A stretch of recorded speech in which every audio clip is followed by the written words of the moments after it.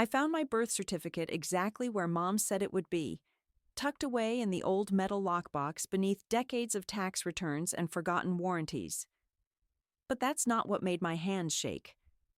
There, beneath a stack of yellowed papers, lay a bank statement with my name on it. A bank statement I'd never seen before, for an account I didn't know existed. My name is Jennifer, and I've spent 28 years being the responsible one, the reliable one, the one who never needed saving because I learned early on that help wasn't coming. Jen, did you find it? Mom's voice floated up from downstairs, probably still arranging flowers in the kitchen like she always did on Sundays. Still looking, I called back, my fingers trembling as I unfolded the statement. The numbers jumped out at me. 89,743.52. My throat went dry. Just yesterday, I'd sat at that same kitchen table, asking for help with a deposit on my first apartment. Just $2,000. That's all I needed. Oh, honey, Mom had said, patting my hand. You know we'd love to help, but with your brother's situation. Another Xander emergency? I'd asked, keeping my voice carefully neutral. Dad had cleared his throat, hiding behind his newspaper. The job market's tough right now. He's trying his best. We're practically broke, Mom added, her face a mask of rehearsed sympathy. But you're so good with money, sweetie. You'll figure it out. Now, staring at this statement dated just 3 months ago, their words took on a different meaning. A bitter one. My phone buzzed. Speaking of the golden child. Hey sis, can I borrow $200? Just until next week. Promise I'm good for it. I typed back. Sorry Z, tight this month. Still saving for that apartment deposit. His response was instant. No worries. Mom and Dad mentioned that. Tough break. You'll get there. I folded the statement carefully and slipped it into my pocket. Downstairs, I heard Mom humming, probably still arranging those damn flowers. Found it, I called out, waving the birth certificate as I descended the stairs. Thanks for letting me look. Mom beamed at me from behind a vase of fresh lilies. Of course, honey. Oh, while you're here, your brother's thinking of moving back home for a bit. Would you help me clear out the guest room next weekend? I forced a smile, feeling the paper burning in my pocket. Sure, Mom. Whatever Xander needs. You're such a good sister, she said, adjusting a lily. I don't know what this family would do without you holding us all together. I nodded, already backing toward the door. That's me, the responsible one. Outside, I sat in my car, the used Honda I'd saved 3 years to buy, and pulled out my phone. With shaking fingers, I Googled the bank name from the statement. Welcome to First National Trust, the cheerful voice answered. How may I help you? Hi, I'm calling about account number 847-553-9921. Of course. May I have your name? Jennifer King. And your social security number? I provided it, heart pounding. Yes, Ms. King. This appears to be a trust fund account established in your name. Would you like to check the balance? Actually, I said, my voice steady despite the rage building in my chest, I'd like to know about any recent transactions. Let me see. Yes, there was a significant withdrawal 3 months ago. The entire balance was transferred to King Motors on March 15th. King Motors, the luxury car dealership 2 towns over. Thank you, I managed, ending the call. As if on cue, a notification lit up my phone. A group text from Mom. Everyone free next Saturday? Planning something special for Xander's 30th. I stared at the message, then at the statement, then back at my childhood home where Mom was probably still humming, still arranging flowers, still crafting the perfect facade. For the first time in my life, I didn't immediately reply with, of course, or whatever you need. Instead, I started the car and drove away, my mind already calculating exactly how many secrets could fit into one birthday surprise. King Motors loomed ahead, all glass and chrome, exactly the kind of place my brother would love. I parked my Honda between two gleaming BMWs and straightened my blazer. Amazing what a pencil skirt and confidence can get you. Welcome to King Motors. The saleswoman's smile was blindingly white. I'm Amanda. How can I help you today? I'm here about a sale from March 15th, I said, matching her professional tone. A wire transfer purchase? Her fingers flew across the keyboard. Oh yes, the red Jaguar F-Type. Beautiful machine. Mr. King was thrilled with it. My stomach lurched. Could you tell me more about the transaction? Let me pull up the file. She clicked through several screens. It was a wire transfer from First National Trust.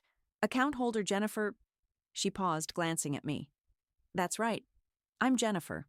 Her smile faltered. Oh, I dealt with a gentleman who said he was authorized to use the account. Barrett King? My father, I said smoothly. I'm just reviewing some paperwork. Would you mind printing the transaction details for me? She hesitated. I should probably check with... The account was in my name, I interrupted, letting steel enter my voice. I have every right to these records. 10 minutes later, I sat in my car clutching a folder of documents. The wire transfer, the insurance papers, everything. My hands wouldn't stop shaking. My phone buzzed. Jonah from work. You okay? You left lunch pretty suddenly earlier. I texted back. Family stuff. I'm fine. You're a terrible liar, even over text. Want to talk about it? Before I could respond, another message popped up. Sophie. OMG girl. Guess who I'm dating? Promise you won't be weird about it. I already knew. The universe really was having fun today. My phone rang. Mom again. I answered on speaker while pulling out of the parking lot. Honey, about Xander's party, she gushed. Aunt Michaela offered to host at her house. Isn't that perfect? We're thinking a luxury theme. Very Gatsby-esque. How fitting, I said, eyeing the dealership in my rearview mirror. And we'd love for you to give a speech. You always know exactly what to say. Sure, Mom. I'll say exactly what needs to be said. Perfect. Oh, and don't mention anything to your brother. It's a surprise. I laughed. I couldn't help it. Don't worry, Mom. I'm full of surprises lately. Back at my apartment, I spread the documents across my kitchen table. The wire transfer form had Dad's signature, authorized by Mom as the trust administrator. They drained every penny. My phone buzzed again. Jonah, I'm bringing coffee to your desk tomorrow morning and you're going to tell me what's wrong. I stared at his message for a long moment before replying. Bring something stronger than coffee. Then Sophie again. It's Xander. We've been dating for 2 months. Isn't it amazing? My best friend and my brother. Perfect. I typed back. Wow, what a surprise. Another text from Xander popped up. Sis, Sophie told you? Cool if I bring her to Sunday dinner? I looked at the documents spread before me, then at his message. My fingers moved across the screen. Of course. What kind of sister would I be if I said no? Opening my laptop, I created a new folder titled Birthday Preparations. Inside, I saved scans of every document, every statement, every piece of evidence. Then I opened PowerPoint. Creating a tribute video for the party, I texted Mom. Could you send me some old family photos? Her response was immediate. Oh, honey, that's so thoughtful. You're always thinking of others. I smiled, adding the dealership photos to my growing collection. You have no idea, Mom. My phone lit up one last time. Jonah again. Whatever you're planning, just remember, karma comes for everyone eventually. I looked at the scattered papers, the beginning of my presentation, and the years of lies spread out before me. You're right, I typed back, and sometimes karma needs a little help from PowerPoint. You look like hell, Jonah said, placing a steaming cup on my desk. And that's not coffee. I sniffed the cup. Whiskey? Tea. I'm enabling your revenge, not your day drinking. He perched on the edge of my desk. Talk. I pulled up the bank statement on my phone. His eyes widened as I scrolled through the evidence. Jesus, he whispered. And they just took it? Apparently, I never needed college money because I was so smart, I got scholarships. I took a sip of tea. Meanwhile, Xander's on his 4th degree attempt. And now he has a Jaguar that I'm apparently insuring. I showed him the insurance documents. They put it under my name because his credit is shot. Jonah's face darkened. That's fraud. That's family, I corrected, minimizing my PowerPoint presentation as our supervisor walked past. Speaking of family, Jonah leaned closer. What's this I hear about Sophie dating your brother? I groaned. Don't remind me. Speak of the devil, he muttered. Sophie bounced toward my desk, practically glowing. Jen, lunch? We need to talk about the party. Can't today, Perfect. I brought sandwiches. She dropped a paper bag on my desk, scattering my carefully arranged documents. Jonah stood. That's my cue. Remember what I said about karma. He gave me a meaningful look before walking away. Sophie didn't even notice him leave. So I was thinking for Xander's video tribute, we could, already working on it, I cut in, straightening my papers. Really? Can I see? I clicked open the PowerPoint. The first few slides were harmless. Childhood photos, family vacations, Xander's graduation. Just getting started. Oh my God, his hair in that photo, she squealed. He's going to die when he sees this. That's the plan. My phone buzzed. Mom again. Honey, found more photos in the attic. Also, your father's old study had some nice ones in the desk. I froze. Dad's study. Where he kept... Sophie, rain check on lunch? I need to run home for something. But, family emergency, I called over my shoulder, already halfway to the elevator. Dad's study was exactly as I remembered. Leather chairs, dusty books, and the massive oak desk where he'd sign away my future. The bottom drawer still stuck slightly when pulled. Inside, beneath more tax returns, I found it. Their will. Jennifer, is that you? Mom's voice from downstairs made me jump. Just grabbing some photos, I called back, quickly scanning the document with my phone. Oh, good. While you're here, help me pick tablecloths for the party. I skimmed the will as I descended the stairs. Property division. Inheritance. My eyes caught on a single line that made my blood run cold. The family home and all associated assets are to be transferred to Alexander James King. What do you think about these? Mom held up 2 nearly identical cream tablecloths. They're giving him the house, I whispered. What was that, honey? I looked up at her innocent expression. Nothing. They're both beautiful, Mom. Pick whichever Xander would like better. Back in my car, I pulled up the scanned will. There it was in black and white. Everything to Xander. A token sum to me. They hadn't even tried to hide it. My phone lit up with texts. Sophie. Found the perfect party outfit. Xander's going to flip. Mom. Don't forget to send me the video draft. Xander. Sis, can I borrow your ALA card? Car's making a weird noise. Jonah. You okay? You left pretty suddenly. I opened my presentation and created a new slide. The will fit perfectly next to the bank statements. Just adding finishing touches to the tribute, I texted Mom. You're an angel, she replied. I stared at her message for a long moment before typing my response. No, Mom. I'm just really good at PowerPoint. Opening my calendar, I marked the party date. 2 weeks away. 2 weeks to perfect every detail, every revelation, every moment of truth. Ready to see the video? I texted Sophie. Can't wait, she responded. Neither could I. It's perfect. Sophie wiped tears from her eyes as the last harmless slide faded. But why'd you stop there? I thought you had more. We sat in my apartment, empty wine glasses between us. The real presentation sat hidden in my laptop, waiting.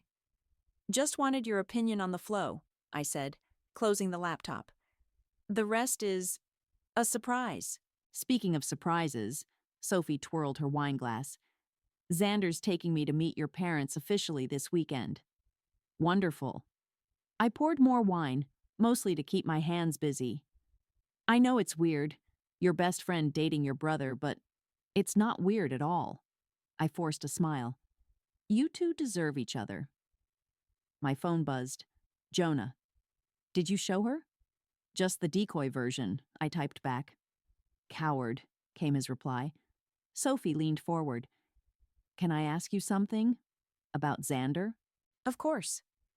I took a large sip of wine. He mentioned borrowing money from you sometimes. Is he bad with finances? Because he keeps hinting about moving in together. But my last boyfriend was terrible with money and… Has he asked you for money yet? She blinked. Well, yes, just small amounts. And did he pay you back? He will. He's just between jobs right now and… Sophie. I pulled up my text history with Xander. Look at the dates. Every time he borrowed money. Now look at your texts with him. Her face fell as she scrolled. These are the same dates. He asks everyone, me, you, our parents, anyone who'll give him money. But your parents said they're broke from helping him. I laughed sharply. Yeah, they say that a lot. My phone buzzed again. Jonah. Coffee. You need a break from plotting. Can't. Showing Sophie the truth. Finally. Sophie was still scrolling through texts. I don't understand. He said the money was for car repairs. Want to see what it was really for? I opened my laptop again, pulling up the real presentation. Watch carefully. The slides progressed. Bank statements, transfer records, the will. Sophie's face grew paler with each revelation. This can't be right, she whispered. He wouldn't…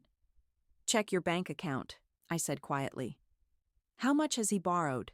She pulled out her phone, hands shaking. $3,000? No, that can't be right. He said it was just a few hundred… Let me guess. He needed it for job interviews, car repairs, medical bills. Tears welled in her eyes. The car, the trust fund, was yours?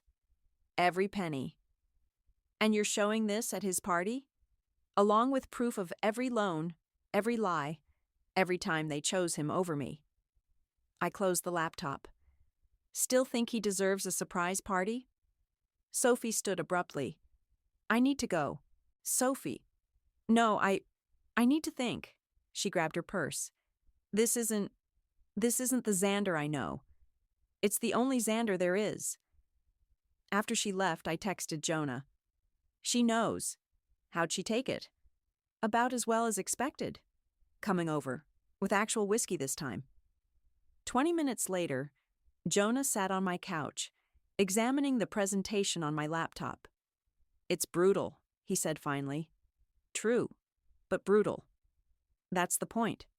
And after? What's your endgame here? I stared at the final slide. A simple message. Happy birthday, brother. The truth is my gift to you. Freedom, I said. From expectations, from guilt, from being the responsible one. And Sophie? She needed to know. Before he drained her accounts, too. My phone lit up. Sophie again. Just talked to Xander. He admitted everything. About the money, the lies. I'm so sorry, Jen. I had no idea. Then another text from Mom. Honey, Xander just called. Very upset. Said Sophie broke up with him. What happened? I showed Jonah the messages. Karma's warming up.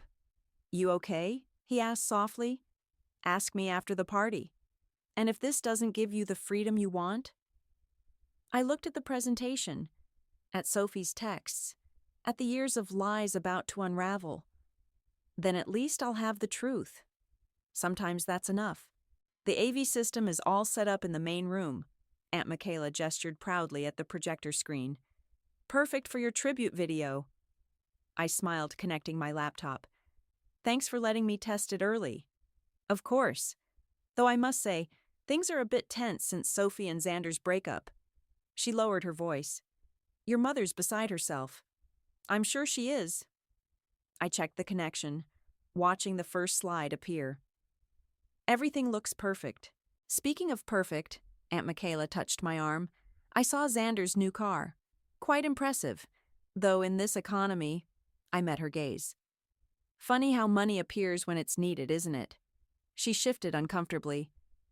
Well, your parents always did their best. Did they? I pulled out the will copy. Even when writing this? Her face paled as she read. Where did you get this? Dad's study.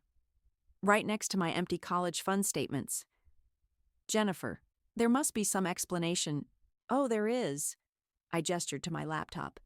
And tomorrow, everyone will hear it. My phone buzzed. Mom. Honey, crisis. Xander's depressed about Sophie. Could you talk to her?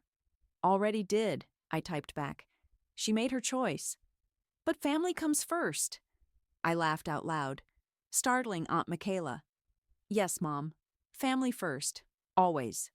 The doorbell rang. Jonah stood outside holding a small box. Backup drive, he said, walking in case something happens to the laptop. Smart man, Aunt Michaela said weakly. He is. I took the drive. Unlike some people we know. Jonah examined the setup. Remote access working? I pulled out my spare phone. One click, and the truth plays automatically. Jennifer, Aunt Michaela pleaded, think about what this will do to your parents, to Xander. They should have thought about what they did to me. My phone buzzed again. Xander. Hey sis, heard you're giving a speech tomorrow. Nothing embarrassing, right? Would I do that to you? I replied. You're the best. BTW, can you talk to Sophie? She's not answering my calls. I showed the message to Jonah. Still playing the victim. And tomorrow. Tomorrow he plays the truth. Aunt Michaela wrung her hands. Your mother's so excited about this party. She thinks it'll cheer him up. It'll definitely be memorable. I packed up my laptop. Don't worry, Aunt Michaela. I learned from the best about keeping secrets. Outside, Jonah grabbed my arm. Last chance to back out. Why would I? Because after tomorrow, there's no going back. No family dinners, no holidays, no pretending.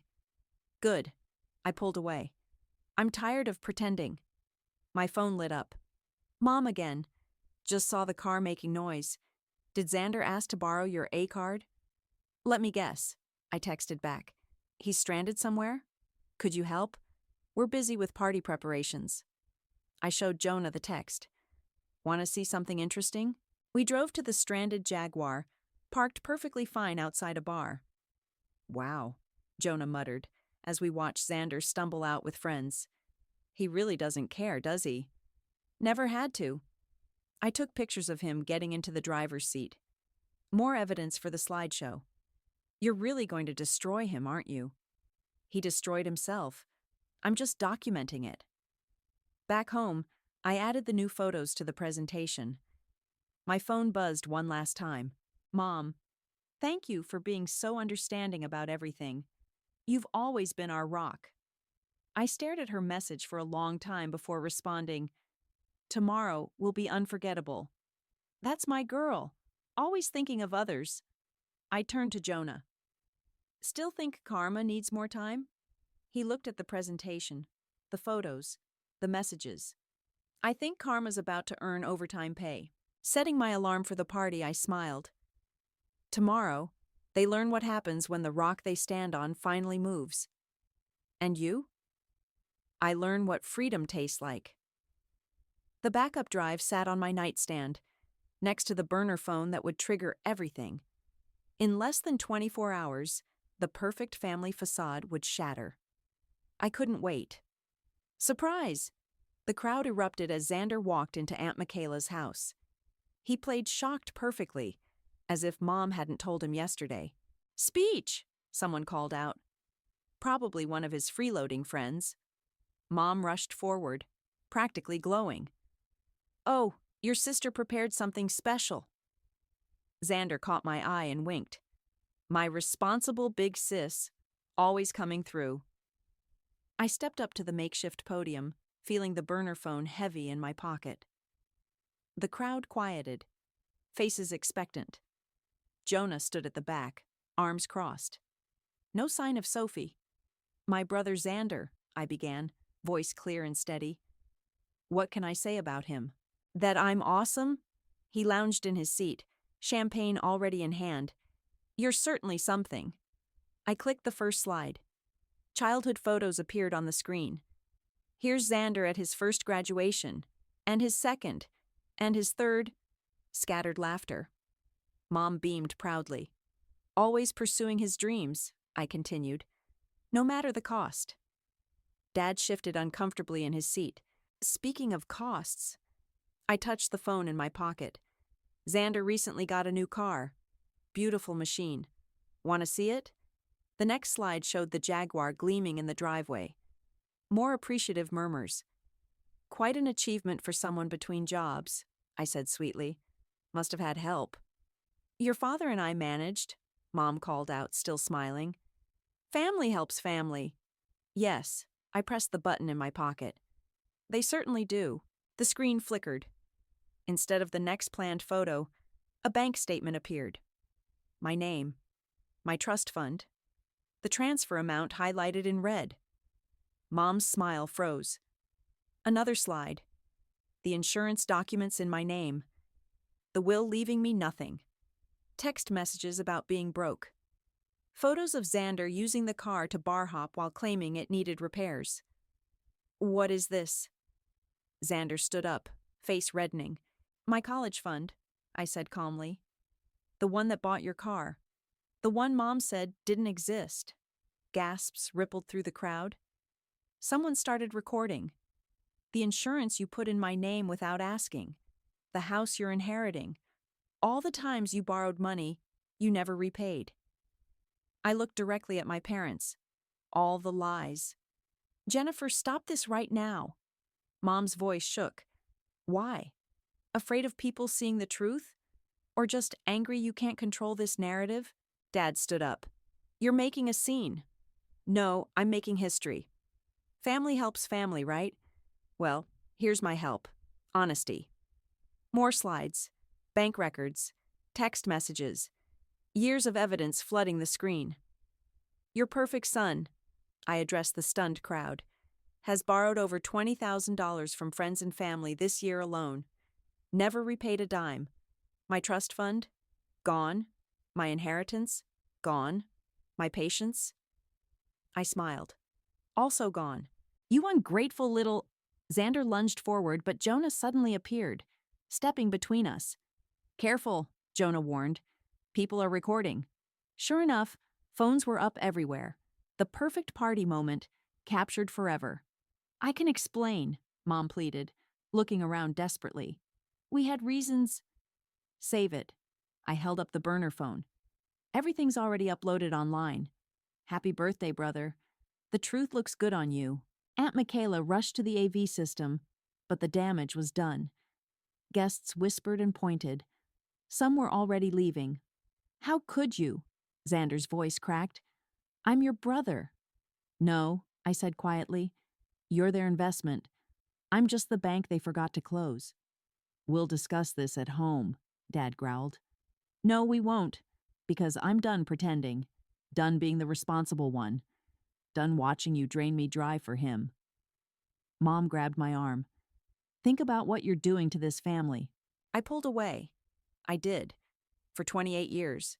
Your turn. The room had descended into chaos. Guests arguing, phones recording, Xander yelling at anyone who would listen.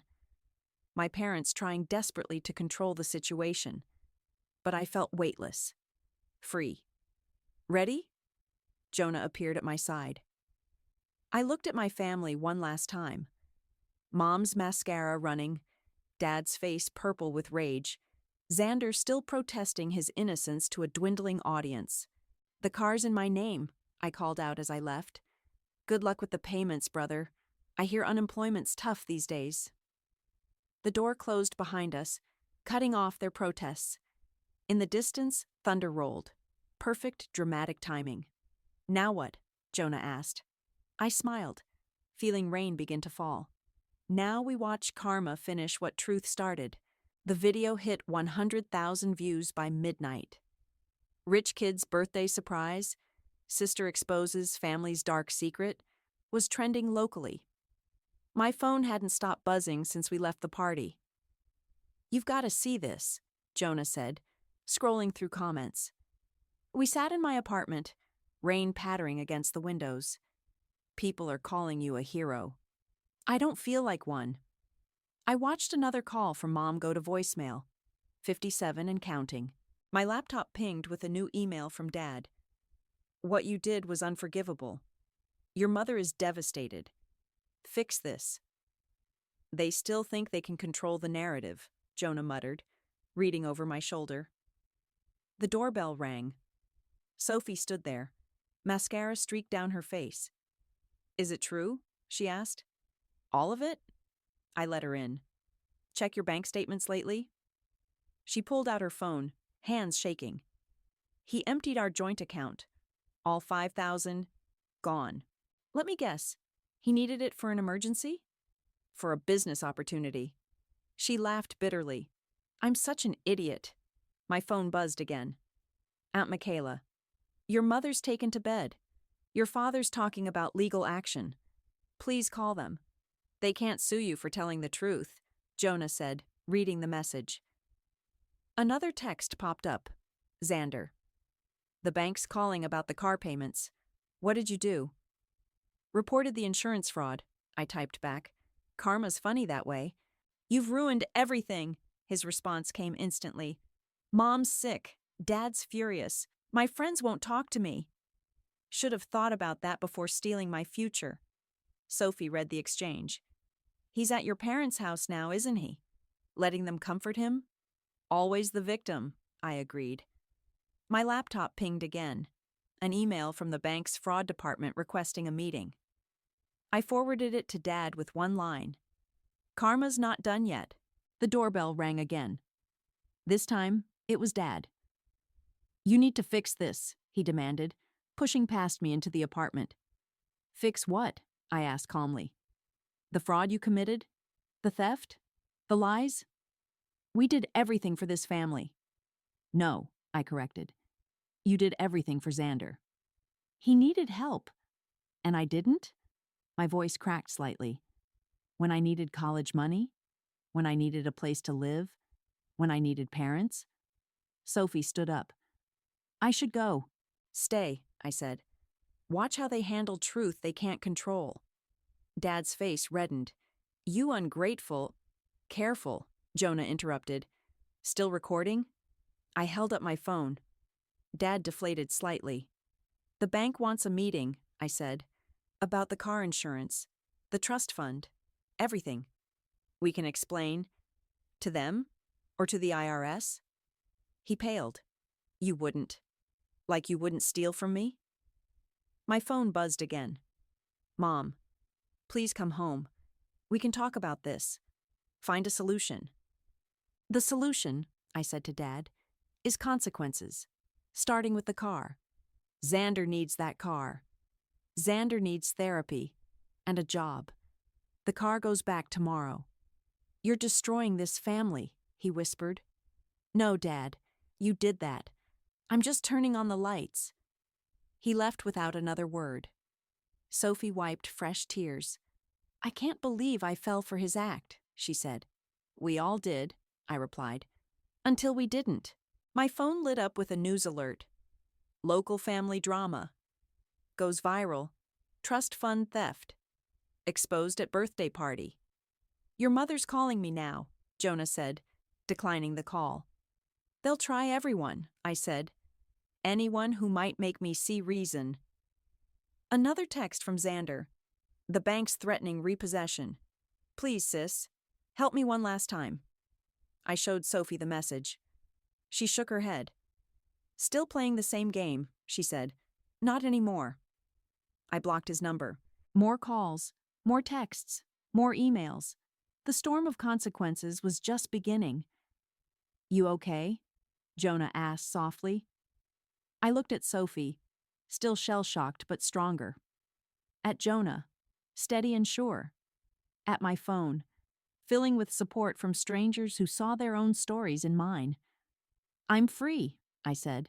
"That's better than okay." Thunder crashed outside, but for the first time in years, I wasn't afraid of the storm. I was the storm. The bank's conference room felt colder than necessary. Mom wouldn't meet my eyes. Dad stared at his hands. Xander wasn't invited. The trust fund was explicitly designated for educational purposes, the bank manager said, reviewing documents. The unauthorized transfer for a vehicle purchase constitutes fraud. "We had authorization," Dad muttered. "From whom?" I asked quietly. "Because I never signed anything." Mom dabbed her eyes with a tissue. "We were trying to help your brother. By stealing from me?" The bank manager cleared his throat. "Given the circumstances, we have two options: full restitution of funds, or we pursue criminal charges." "We don't have the money," Dad said. "The car's being repossessed." "Then sell the house," I said. Mom's head snapped up. "What?" "The house you're leaving to Xander. Sell it. Pay back what you stole. That's our retirement. That's my future you gave away." The bank manager slid over paperwork. "You have 30 days to decide." Outside, Jonah waited in his car. "How'd it go?" "About as well as stealing from your daughter could go." My phone buzzed. "Aunt Michaela. Xander's moving in with us temporarily. Your parents are listing the house." "Good," I typed back. "Actions have consequences." Another message popped up. From Sophie. "Got a job offer in Seattle? Coming with?" I showed Jonah the text. "What do you think?" "I think." He took my hand.